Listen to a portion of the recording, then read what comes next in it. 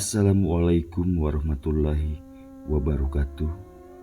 Salam sejahtera buat sahabat Kak Asep Hidayat semua dimanapun berada. Apa kabarnya sahabat semua? Ya, semoga saja sahabat semua selalu dalam keadaan sehat walafiat. Amin ya rabbal alamin.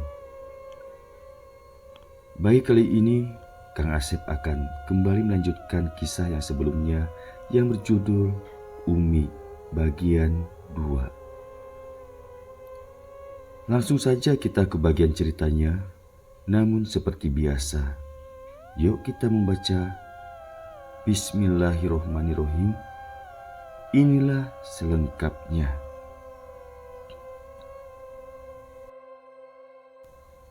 Singkat cerita, akhirnya kami pergi dengan segala kepahitan dan kepedihan.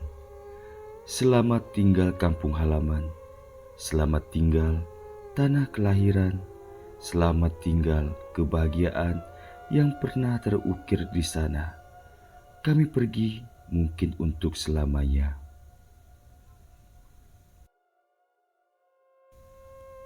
Bagan Si Api-Api, Riau, tahun 1982.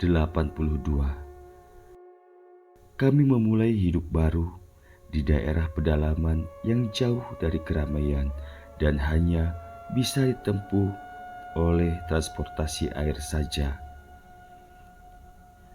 Di daerah transmigrasi dengan segala keterbatasan pengetahuan dalam bertani, Bapak dan Umi banting tulang untuk hidup. Ditambah lagi dengan binatang buas yang kerap memasuki area pedesaan, sungguh membuat beban derita semakin lengkap. Namun Bapak dan Umi tidak pernah menyerah. Umi dan Bapak terus semangat berjuang. Namun demikian, kebahagiaan itu kami dapatkan.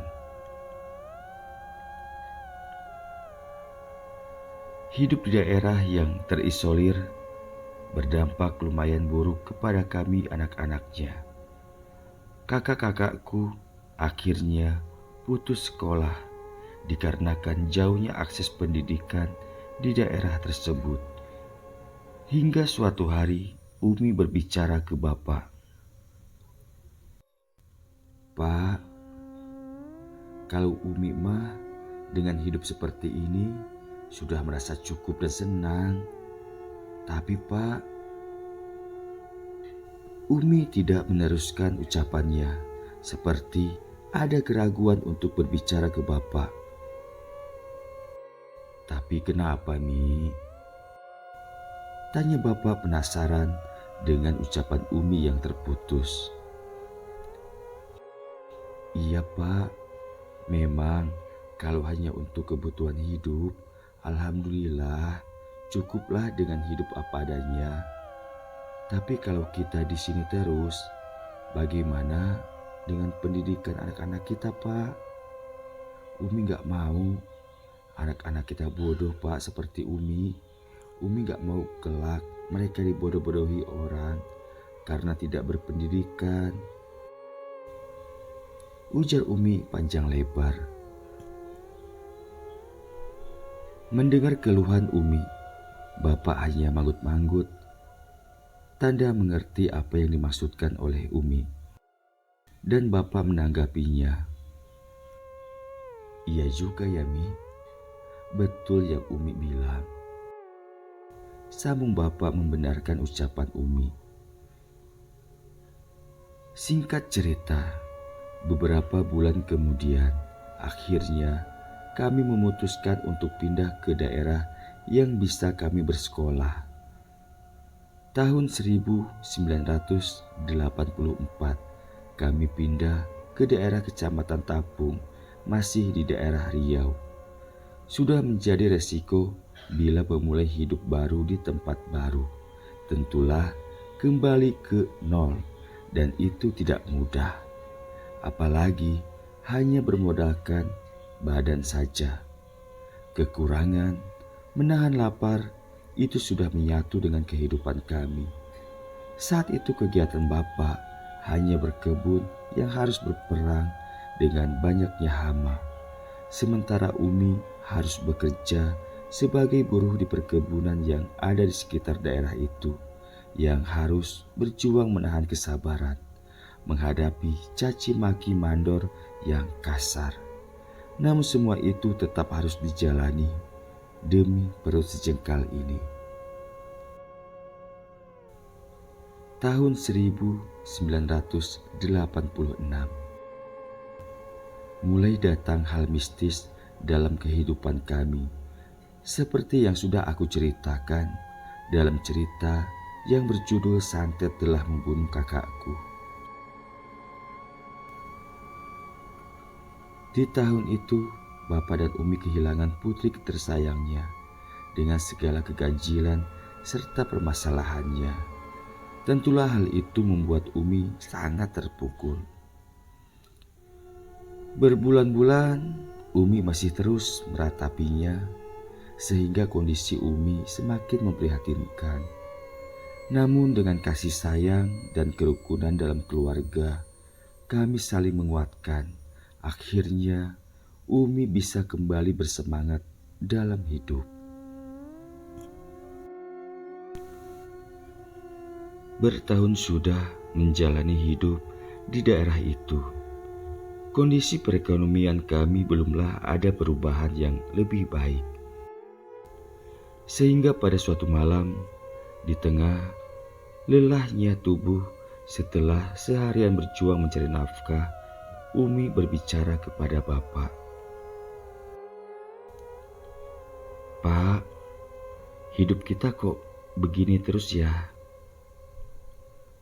Gimana kalau Umi pulang ke Jawa sebentar untuk menjual aset yang ada di sana?" Umi meminta izin kepada Bapak untuk pulang ke Jawa, karena ketika kami pergi dari Jawa, meninggalkan semua aset tanpa ada yang kami jual. Sesaat Bapak hanya terdiam.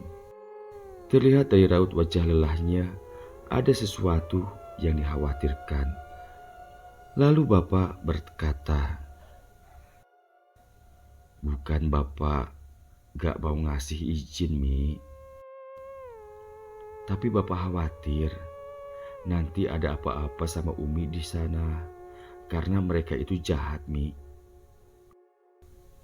Ucap Bapak menyampaikan kekhawatirannya ke Umi, karena seperti yang sudah aku ceritakan di dalam kisah "Kau rebut hartaku, kau bunuh keluargaku."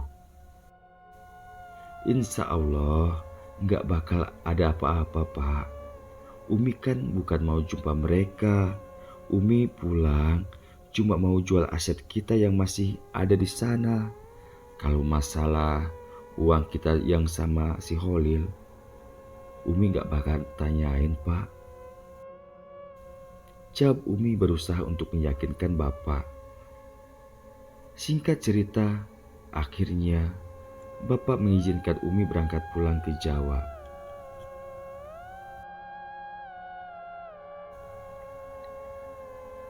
Di Cianjur tahun 1987, dengan harapan yang begitu besar, Umi pulang ke asal kampung halamannya untuk menjual harta atau asetnya yang ditinggal beberapa tahun yang lalu, agar bisa dibawa ke Riau untuk dijadikan modal hidup.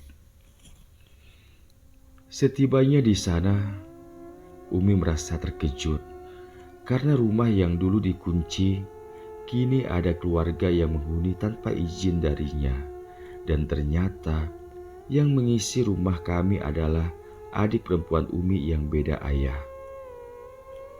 Dengan rasa kesal, Umi menanyakan hal itu. "Loh, kenapa rumahku kalian huni tanpa izin kepadaku?" Demikian tanya Umi kepada adiknya. Sungguh tak disangka jawaban dari mereka membuat hati Umi sangat sedih dan kecewa. "Kami pikir Teteh sudah mati, makanya aku isi saja." Dengan santai seakan ucapannya itu hal yang biasa dan tidak menyakiti perasaan orang lain. Keterlaluan kalian ya, memang kalian tak punya hati. Tidak ada puasnya kalian menyakitiku, menguasai hartaku. Saudara macam apa kalian, hah? Bentak Umi. Di saat Umi tengah marah kepada adiknya, tiba-tiba saja nenek keluar dari dalam rumahnya dan nenek terkejut melihat Umi yang saat itu sudah berada di depan rumahnya. "Loh, Nyai, kapan datang?" tanya nenek ke Umi. Karena sebelumnya memang tidak ada memberi kabar jika Umi hendak pulang ke Jawa. Ya, zaman dulu tentunya sulit untuk komunikasi, selain hanya dengan surat saja. "Baru saja, Mah," jawab Umi singkat, karena saat itu hati Umi tengah kesal. Lalu nenek yang sepertinya paham dengan situasi saat itu langsung menghampiri Umi dan membawanya ke dalam rumah nenek. Setelah di dalam rumah, nenek mengambilkan segelas air putih dan diberikan ke Umi. Setelah minum air putih, Umi terlihat sedikit tenang. Lalu nenek bertanya mengawali obrolan. "Ada apa, Nyai? Tiba-tiba kok pulang? Gimana keadaan anak dan suamimu di sana?" Demikian tanya nenek. "Alhamdulillah, kami baik-baik saja, Mah. Cuma tujuanku pulang ke sini mau menjual semua asetku, Mah," jawab Umi. Mendengar tujuan Umi pulang, nenek sedikit terkejut. "Kenapa dijual semua, Nyai? Apa kamu gak ada niat untuk kembali lagi ke sini?" Demikian tanya nenek. "Enggak, Mah. Sepertinya aku akan selamanya di Sumatera. Apapun yang terjadi, apalagi anakku sudah tertanam di sana. Dan itu perbuatan si Holil kan, Mah?" Jawaban Umi tentu membuat nenek terkejut lagi. "Kenapa Mama terkejut? Sebelum anakku mati, Mama pasti sudah tahu," todong Umi ke nenek. Mendengar ucapan Umi yang secara langsung, nenek menangis dan nenek mulai bercerita. "Aku pikir ini semua tidak akan terjadi. Sebaiknya kamu cepat balik ke Sumatera lagi, Nyai, karena di sini berbahaya untukmu." Demikian ucap nenek. Mendengar ucapan nenek tentulah membuat hati Umi semakin sakit. Lalu dengan nafas sedikit memburu karena menahan gejolak hati yang begitu parah, Umi menyambung ucapannya. "Jadi benarkan, Mah, dugaanku? Semua yang terjadi dalam hidupku ini, semua karena perbuatan dia?" Demikian ujar Umi ke nenek. Kali ini nenek hanya menangis, tidak dapat menjawab pertanyaan Umi. Lalu Umi berkata lagi, "Jadi sekarang begini saja, Mah. Aku akan menjual semua aset-asetku termasuk rumahku. Jadi jelas aku tidak akan kembali lagi ke sini, Mah," sambung Umi. "Ya, kalau memang itu maumu, Mama gak bisa melarang. Cuma..." Nenek tidak meneruskan perkataannya, dan tentu saja hal itu membuat Umi penasaran. Lalu Umi bertanya ke nenek, "Cuma apa, Mah?" tanya Umi karena ucapan nenek terputus, bahkan Saat itu nenek langsung tertunduk. Lalu dengan suara pelan, nenek meneruskan ucapannya. Karena sebagian besar tanah dan sawahmu sudah dijual sama abangmu, Nyai. Demikian ucap nenek. Mendengar cerita nenek tentu saja membuat Umi terkejut dan marah besar. Nenek saat itu hanya bisa menangis. Apa? Dijual? Mendengar bahwa sebagian besar aset Umi telah dijual oleh saudaranya, Umi sangat terkejut dan Umi langsung beranjak dari duduknya lalu melangkah keluar rumah. Melihat Umi keluar rumah, nenek mengejarnya dan berusaha menahan Umi dengan menarik tangannya sambil terus menangis. Mau kemana, Nyai? Tanya nenek ke Umi. Aku mau ke rumah dia, Mah. Dasar setan dia itu. Jawab Umi berteriak. Jangan, Nyai. Jangan kamu datangi dia. Cegah nenek lagi. Kenapa? Karena dia anak kesayangan Mama, gitu? Tidak, Nyai. Bukan seperti itu. Tapi Mama takut terjadi hal yang buruk padamu. Jawab nenek mengkhawatirkan Umi.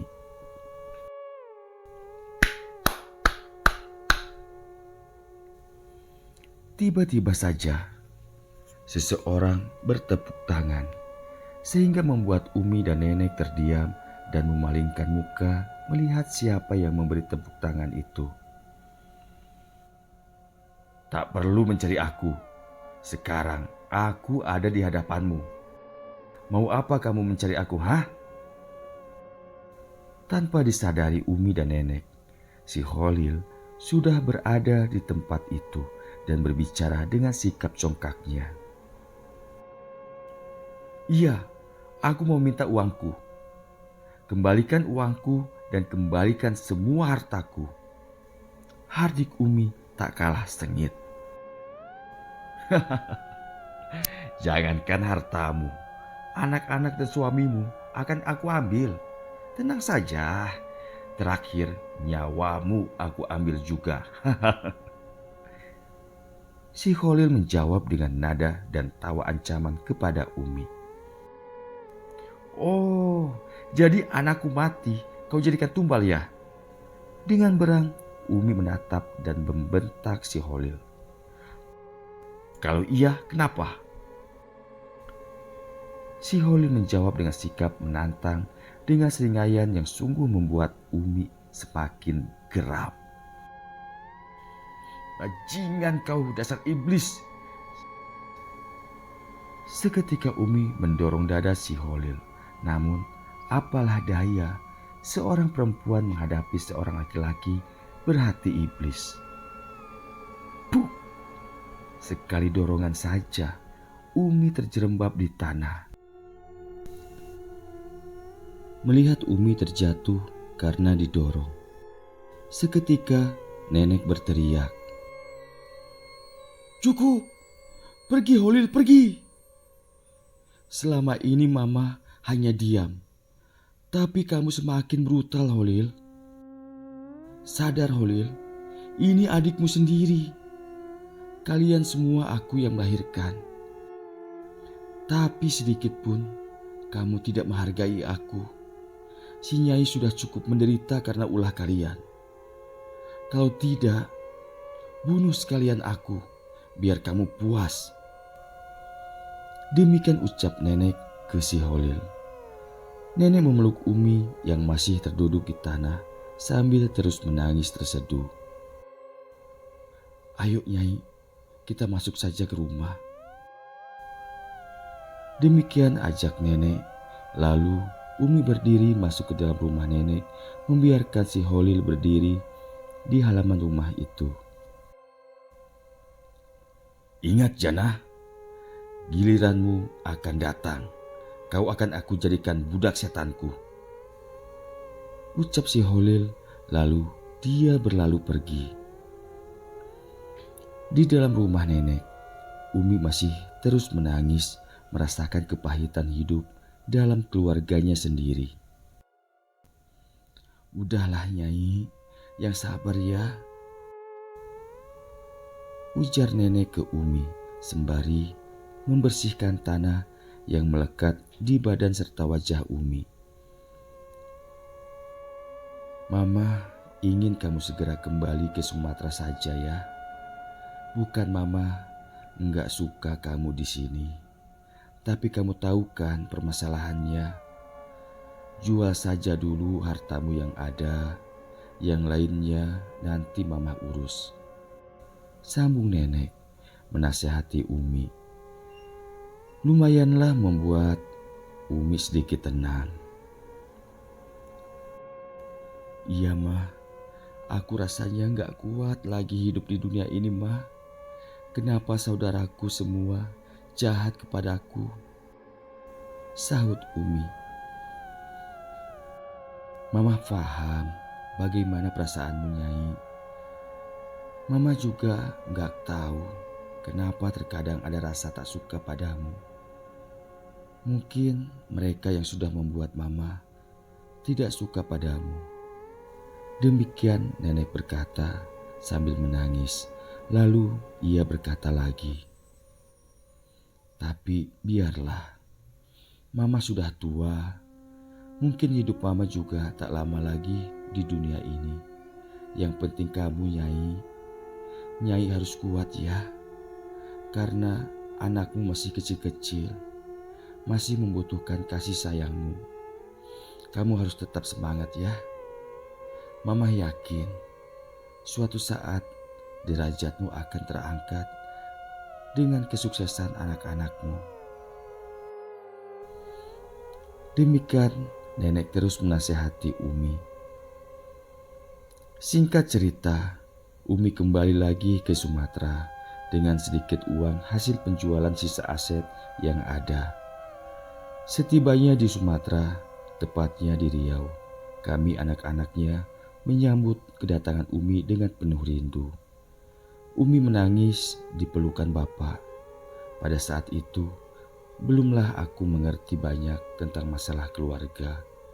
Jadi, aku hanya berpikir mungkin saat itu Umi sedang rindu sama bapak.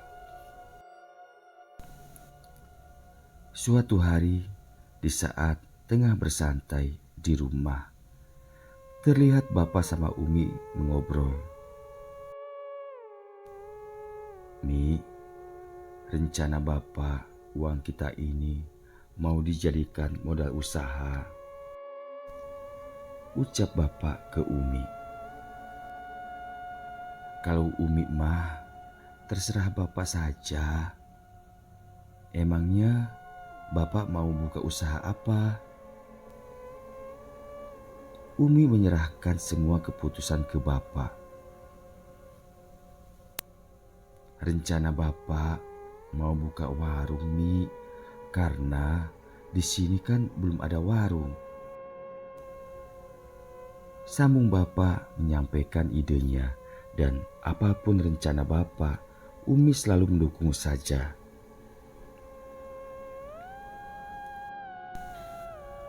Tahun 1993, seperti pepatah, untung tak dapat diraih, malang tak dapat ditolak. Mungkin peribahasa itulah yang tepat buat kehidupan kami. Sore itu kira-kira ba'da asyar, bapak dan Umi sedang duduk beristirahat di teras rumah. Sementara aku dan saudaraku tengah bermain di halaman rumah. Terlihat olehku ada seseorang datang ke rumah dan mengucapkan salam.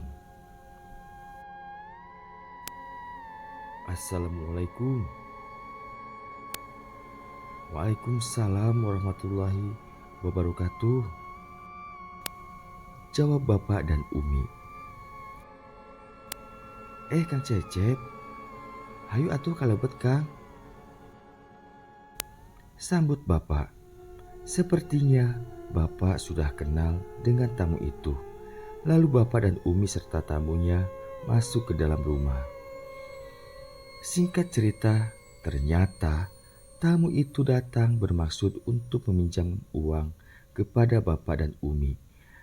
Dengan segala alasan yang membuat Bapak dan Umi luluh dan percaya.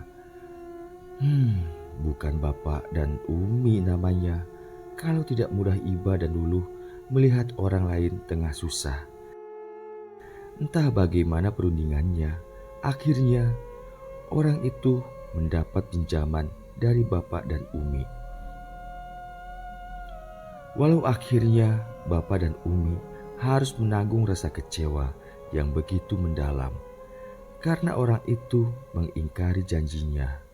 Dengan demikian, bertambah lagi daftar penderitaan Umi.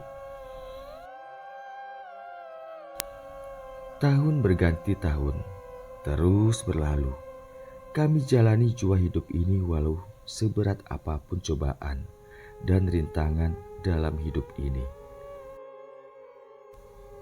Seiring waktu berjalan, usia semakin mendekati senja, tapi keberuntungan belum juga sesuai dengan harapan. Namun Umi, wanita tanpa pendidikan tinggi itu, walau lelah namun tetap semangatnya berkobar untuk anak-anaknya agar memiliki pendidikan. Di malam yang damai dengan udara sejuk, aku dan Bapak juga Umi duduk bersantai di teras rumah, menikmati suasana damai itu. Sesekali aku pandang bulan dan bintang-bintang di langit. Aku merasakan kebahagiaan yang kini tak mungkin terulang lagi. Yat, jika kelak kamu jadi orang sukses dan Bapak sudah tidak ada lagi di dunia ini, apa yang Dayat lakukan? Tiba-tiba saja Bapak membuka obrolan dengan bertanya yang jujur membuat bulu remaku meremang. Kenapa Bapak ngomong gitu? Dayat pengen Bapak dan Umi ikut merasakan jika Dayat sukses nanti. Jawabku dengan suara bergetar. Iya, Bapak sama Umi senang dengarnya. Tapi yang namanya umur kan, gak tahu ya. Ucap Bapak lagi semakin membuat hatiku sedih mendengarnya. Aku menarik nafas berat. Terasa sesak rasanya dada ini. Lalu aku pegang tangan Bapak dan Umi sembari berkata, Pak, Mi, jika kelak Dayat jadi orang sukses dan Bapak masih ada atau sudah tidak ada lagi di dunia ini, Dayat mau menjadikan adik-adik Dayat sarjana dulu, baru Dayat menikah. Selagi adik-adik Dayat belum sarjana semua, maka Dayat gak akan menikah. Jawabku dengan penuh keyakinan. Mendengar ucapanku, Umi berbicara dengan suara terdengar parau, menahan tangis. Subhanallah, Umi bangga mendengarnya. Tapi Umi gak senang, Yat. Boleh Dayat membahagiakan kami dan saudara-saudaramu. Tapi jangan kamu korbankan kebahagiaanmu. Demikian ujar Umi kepadaku. Aku terdiam mendengar ucapan Umi. Yang ada dalam pikiranku hanya satu, yaitu ingin membuat kedua orang tuaku bahagia. Bersambung. Bagaimana kisah selanjutnya? Ikuti kisah Umi di bagian 3. Kang Asep aturkan banyak terima kasih dan wassalamualaikum warahmatullahi wabarakatuh.